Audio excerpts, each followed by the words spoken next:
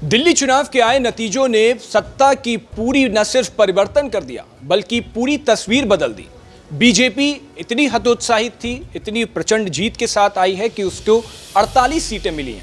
तो दूसरी तरफ अरविंद केजरीवाल अब सिर्फ उनकी पार्टी 22 सीटों पर सिमट के रह गई। इस करारी हार की शायद कल्पना अरविंद केजरीवाल भी नहीं कर रहे थे, लेकिन बीजेपी इस बार उत्साहित थी और उसे लग रहा था कि दिल्ली के अंदर वो सरकार बना लेगी। दिल्ली चुनाव का जो डेटा आया है, उस डेटा पर जब लगातार इसका एनालिसिस हो रहा है तो उस डेटा से कई रोमांचक नतीजे निकल करके आ रहे हैं, कई विश्लेषण हुए उस पर और कई चीजें हैरान कर देने वाली थी। उसी में से एक खबर यह है कि दिल्ली में जो चुनाव के नतीजे आए हैं उसके डेटा की अगर बात करें तो दो ऐसी राष्ट्रीय पार्टियां हैं जिन्हें नोटा से भी कम वोट मिले हैं। जी हां, उन राष्ट्रीय पार्टियों की अगर बात करें तो उसमें से एक बहुजन समाज पार्टी यानी मायावती की पार्टी है, उस पार्टी ने नोटा से भी कम। और दूसरी पार्टी की बात करें तो कम्युनिस्ट पार्टी ऑफ इंडिया यानी CPIM नेशनल पार्टी है और इसने भी नोटा से बहुत कम वोट हासिल किए। इनके वोट परसेंटेज की बात करें तो दिल्ली के मतदाताओं ने 0.57% मतदाताओं ने नोटा का बटन दबाया और इसकी तुलना अगर BSP और CPIM से करें तो BSP को 0.58% वोट मिले। मतलब लगभग नोटा और BSP का अपना जो डेटा था वो सेम रहा है, लेकिन अगर CPIM की बात करें तो 0.01% रहा है उसका। और बसपा का वोट शेयर भले कम हो लेकिन रहा लगभग नोटा के बराबर ही। इसके अलावा आपको बता दें कि बसपा और माकपा दोनों ही मान्यता प्राप्त राष्ट्रीय पार्टियां हैं। इसके अलावा कांग्रेस, बीजेपी, आम आदमी पार्टी, नेशनल पीपल्स पार्टी ये मान्यता प्राप्त राष्ट्रीय दल हैं।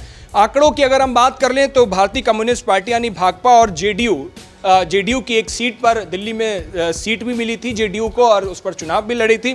तो जेडीयू और भाकपा की बात करें तो 0.1% भाकपा को मिले हैं और 0.53% जेडीयू को वोट मिले हैं। तो ये एक ऐसा डेटा है जो बेहद चौंकाने वाला डेटा है। और वहीं अगर अन्य पार्टियों की बात कर लें, जैसे AIMIM की पार्टी असदुद्दीन ओवैसी के नेतृत्व में पूरा चुनाव दिल्ली के अंदर हुआ, कई जगह उन्होंने कैंडिडेट उतारे, तो उस पार्टी को 0.77% वोट मिले। बीजेपी को 45.56% वोट मिले।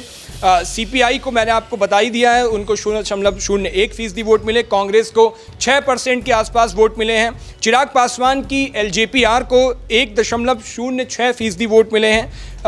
इधर NCP को 0.06% वोट मिले हैं और अन्य पार्टियों का वोट परसेंटेज भी लगभग 1% का आंकड़ा भी पार नहीं कर पाया। तो ये एक बेहद चौंकाने वाला आंकड़ा है कि राष्ट्रीय पार्टियां होकर के भी BSP के लिए बेहद चौंकाने वाली बात यह है कि लगातार BSP के वोट परसेंटेज में गिरावट देखी जा रही है। जहां सबसे मजबूत जनाधार था उत्तर प्रदेश के अंदर, वहां तो मिल्कीपुर में उपचुनाव हुआ, BSP ने कैंडिडेट भी नहीं उतारा। और पिछले अगर लोकसभा चुनावों की आप बात करोगे तो लगातार BSP का जो आंकड़ा है, जो उसका वोट परसेंटेज का डेटा है, वो डाउनफॉल ही रहा है। और इसीलिए शायद मायावती ने जब नवंबर में प्रेस कॉन्फ्रेंस की थी तब उन्होंने ये साफ किया था कि BSP उपचुनाव में अपने प्रत्याशी नहीं उतारेगी और उसका पूरा ठीकरा उन्होंने चुनाव आयोग पर फोड़ा था। अब इस डेटा को लेकर के आपकी क्या राय है? अपनी राय हमें कमेंट बॉक्स में जरूर बताइएगा। देश और दुनिया की बाकी तमाम खबरों के लिए देखते रहिए भारत एक्सप्रेस।